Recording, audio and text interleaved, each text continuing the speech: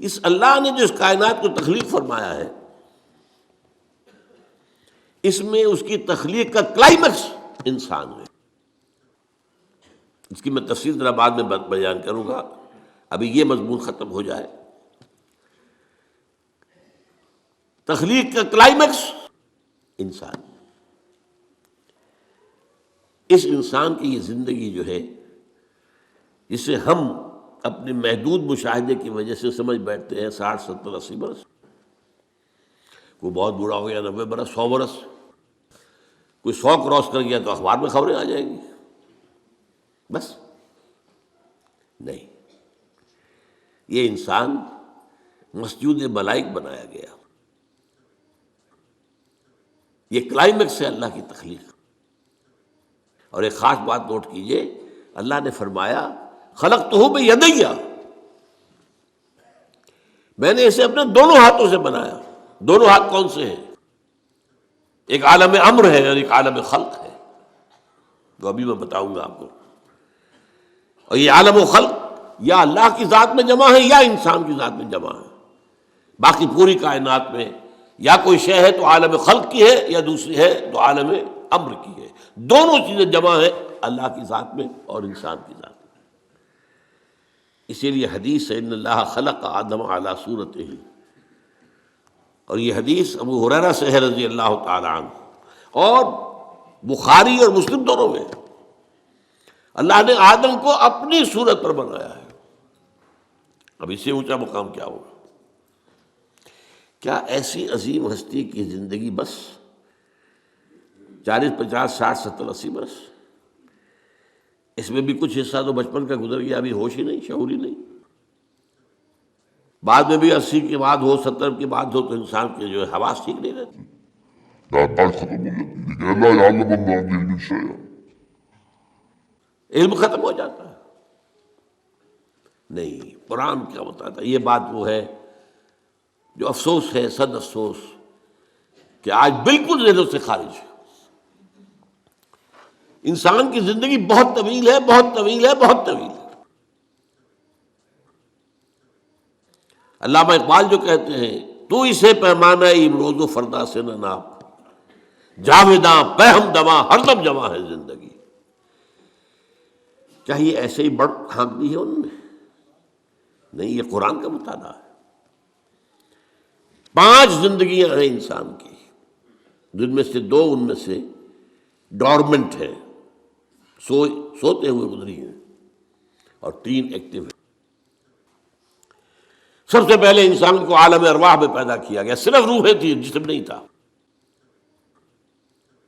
اور یہی عالم امر ہے اصل میں۔ روح، یسألونک عن الروح قل الروح من امر ربی، یہ آپ سے روح کے بارے میں پوچھتے ہیں، فرما دیجئے یہ روح میرے رب کا امر ہے، امر۔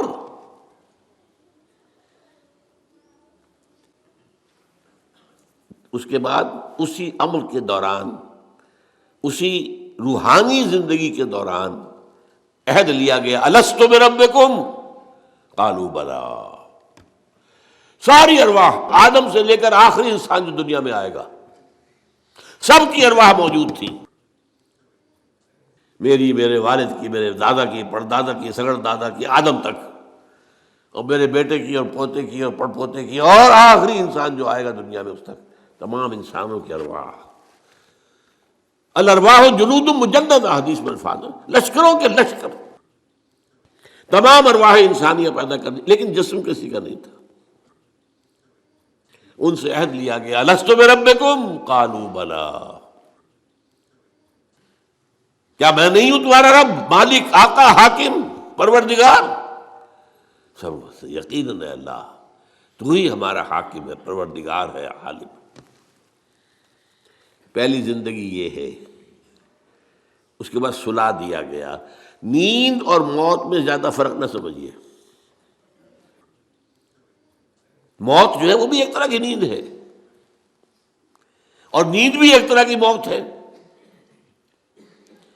چنانچہ جو دعا مسنون ہے، جب صبح آپ اٹھیں تو آپ کی زبان پر جو دعا آنی چاہیے، اگر آپ کو یاد ہو حضور کی دعا، الحمدللہ الذی احیانی بعد ما اماتنی والیہ النشور، اس اللہ کا شکر ہے جس نے مجھے زندہ کیا اس کے بعد کہ مجھے مردہ کر دیا تھا.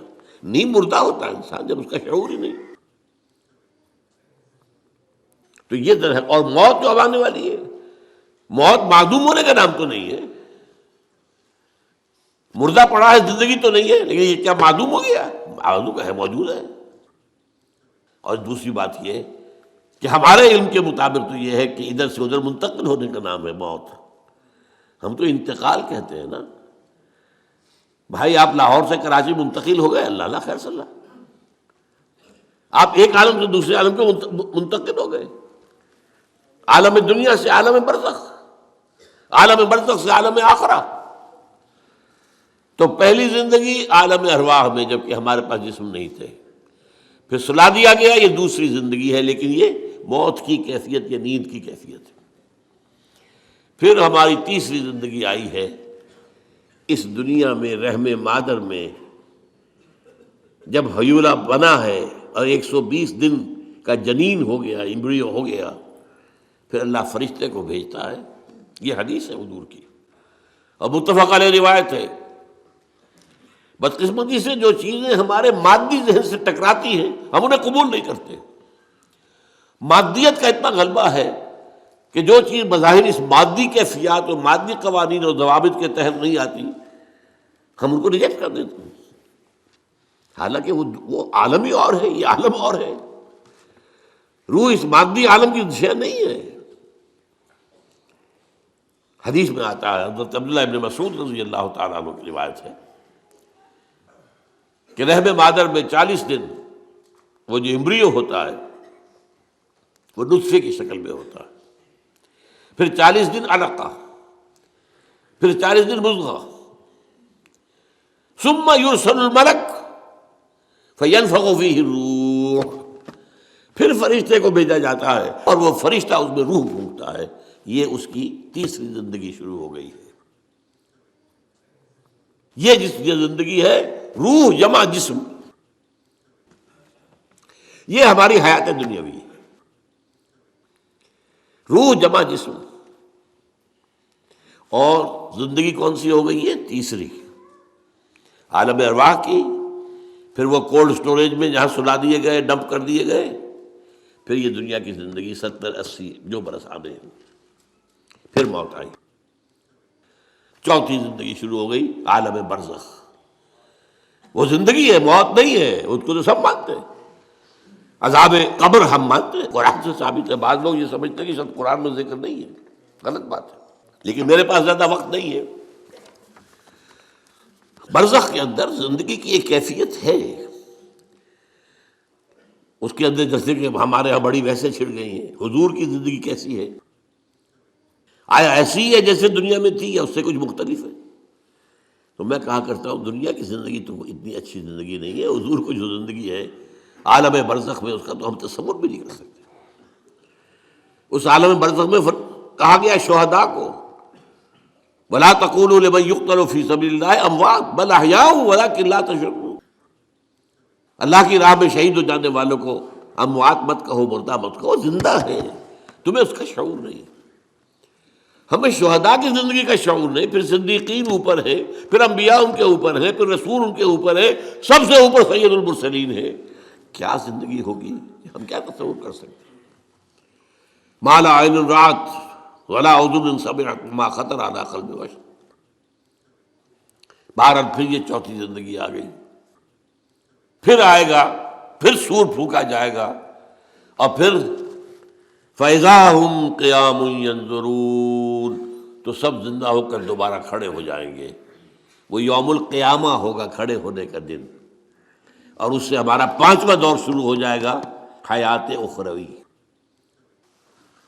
اچھا، حیات اخروی کے بارے میں ہمارا کیا ایمان ہے؟ کیا وہ کبھی ختم ہونے والی ہے؟ وہ تو ابدی ہے. فَإِنَّهَا لَجَنَّةٌ أَبَدًا أَوْ لَنَارٌ أَبَدًا. یہ پوری زندگی. تو زندگی کتنی بڑی ہو گئی.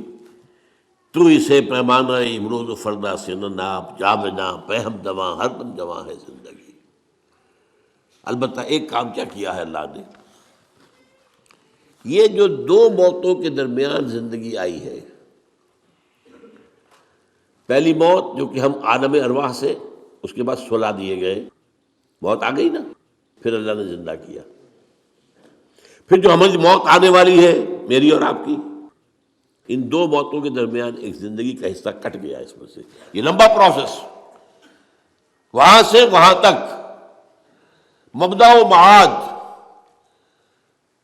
انا للہ و انا الیہ راجعون، اس میں یہ چھوٹا سا ہماری زندگی میں سے حصہ کاٹ کر اسے ایک امتحانی وقفہ بنایا گیا۔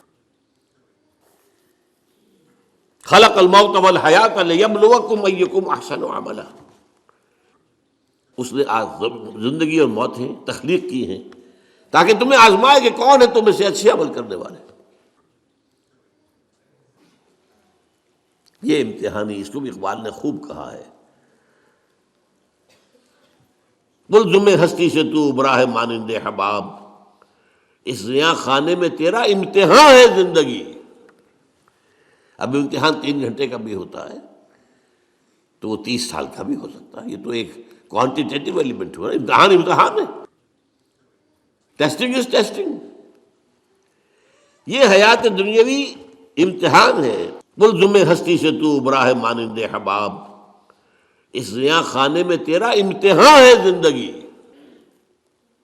اس کے بعد جب ہمیں دوبارہ اٹھا دیا جائے گا، حساب کتاب ہوگا، اعمال کا جزا و سزا کے فیصلے ہوں گے، اور پھر یہ جنت اور یہ دوزخ، وَإِنَّهَا لَجَنَّةُ الْأَبَدَىٰ أَوْ لَنَارُ الْأَبَدِيٰ۔